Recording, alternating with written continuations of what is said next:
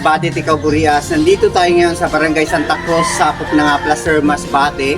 Kung saan ay pinuntahan natin ang isang project na cover court mula sa Senado. No? Ito ay project ni Senator G.B. Ejercito sa pamamagitan nila Mayor Dondon Eusebio Dumuran at ni isang gunang bayan Grace Dumuran, no? Kung saan sila nag-report na humingi doon kay Senator G.B. Ejercito para mabigyan ng cover court ang taga-Barangay Santa Cruz na hindi na mahirapan kung may mga event dito, umulan man o umaraw.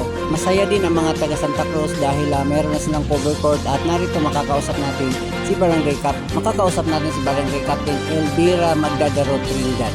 Ma'am, good morning. Ako si Wing Burnaga sa Wowsmell Radio Masbate. No? Ano yung masasabi mo na binigyan kayo ni Senator G.B. Ejercito ng cover court at sa airport ni Ma'am Grace Dumuran sa Sangguniang Bayan sa Placer? Malaking pasasalamat po kay Senator G.B. Ejercito na nagkaroon po ng malaking covered court ang aking barangay at nang dahil po kay Mayor Dondon at kay SB Grace. Maraming salamat po.